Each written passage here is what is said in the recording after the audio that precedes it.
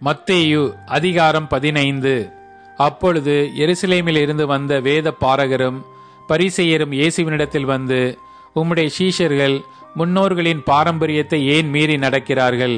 கை கழுவாமல் போஜனம் பண்ணுகிறார்களே என்றார்கள்.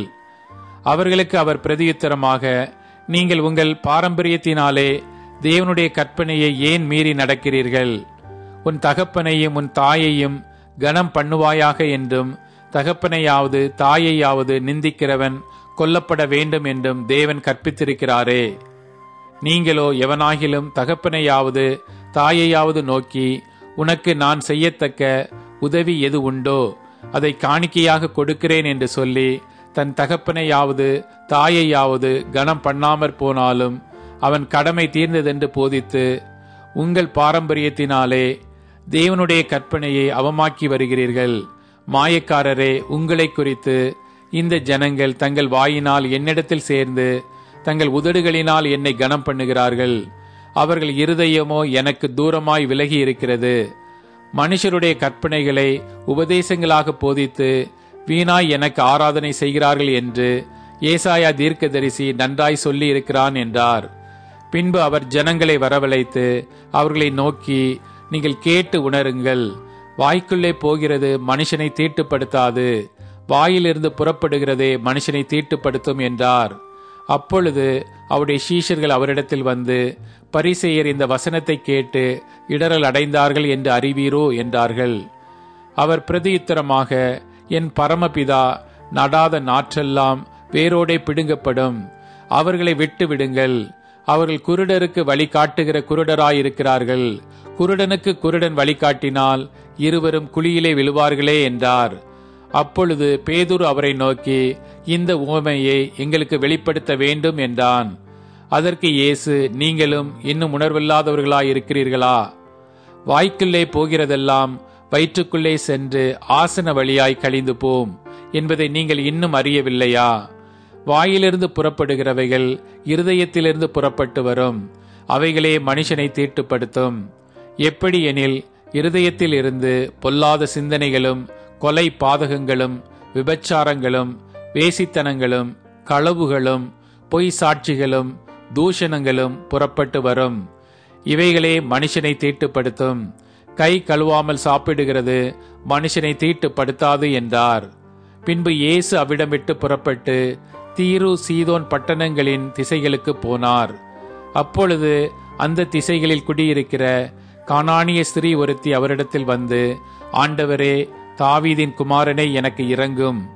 என் மகள் பிசாசினால் கொடிய வேதனைப்படுகிறாள் என்று சொல்லி கூப்பிட்டாள்.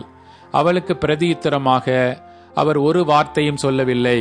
அப்பொழுது அவருடைய சீஷர்கள் வந்து, இவள் நம்மை பின்தொடர்ந்து கூப்பிடுகிறாளே, இவளை அனுப்பிவிடும் என்று அவரை வேண்டிக் கொண்டார்கள். அதற்கு அவர், காணாமற் போன ஆடுகளாகிய இஸ்ரவேல் வீட்டாரிடத்திற்கு அனுப்பப்பட்டேனே அன்றி மற்றபடியல்ல என்றார். அவள் வந்து, ஆண்டவரே, எனக்கு உதவி செய்யும் என்று அவரை பணிந்து கொண்டாள். அவர் அவளை நோக்கி, பிள்ளைகளின் அப்பத்தை எடுத்து நாய்க்குட்டிகளுக்கு போடுகிறது நல்லதல்ல என்றார். அதற்கு அவள், மெய்தான் ஆண்டவரே, ஆகிலும் நாய்க்குட்டிகள் தங்கள் எஜமான்களின் மேஜையில் இருந்து விழுகிற துணிக்கைகளை தின்னுமே என்றாள். இயேசு அவளுக்கு பிரதியுத்தரமாக, ஸ்திரியே, உன் விசுவாசம் பெரிது, நீ விரும்புகிறபடி உனக்கு ஆகக் கடவது என்றார். அந்நேரமே அவள் மகள் ஆரோக்கியமானாள். இயேசு அவ்விடம் விட்டு புறப்பட்டு கலிலேயா கடலருகே வந்து ஒரு மலையின் மேல் ஏறி அங்கே உட்கார்ந்தார். அப்பொழுது சப்பானிகள், குருடர், ஊமையர், ஊனர் முதலிய அநேகரை திரளான ஜனங்கள் கூட்டிக் கொண்டு இயேசுவினிடத்தில் வந்து அவர்களை அவர் பாதத்திலே வைத்தார்கள். அவர்களை அவர் சொஸ்தப்படுத்தினார். ஊமையர் பேசுகிறதையும் ஊனர் சொஸ்தமடைகிறதையும் சப்பானிகள் நடக்கிறதையும் குருடர் பார்க்கிறதையும் ஜனங்கள் கண்டு ஆச்சரியப்பட்டு இஸ்ரவேலின் தேவனை மகிமைப்படுத்தினார்கள். பின்பு இயேசு தம்முடைய சீஷர்களை அழைத்து, ஜனங்களுக்காக பரிதபிக்கிறேன். இவர்கள் என்னிடத்தில் 3 நாட்கள் தங்கியிருந்து சாப்பிட ஒன்றுமில்லாதிருக்கிறார்கள். இவர்களை பட்டினியாய் அனுப்பிவிட எனக்கு மனதில்லை. வழியில் சோர்ந்து போவார்களே என்றார்.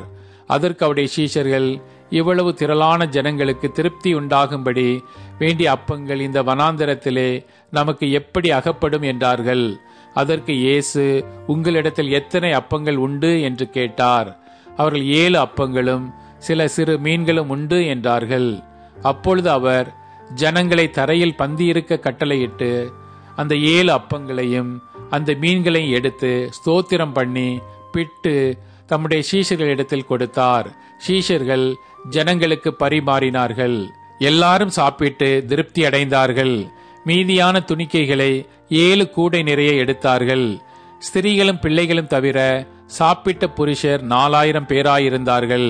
அவர் ஜனங்களை அனுப்பிவிட்டு படவில் ஏறி மக்தலாவின் எல்லைகளில் வந்தார்.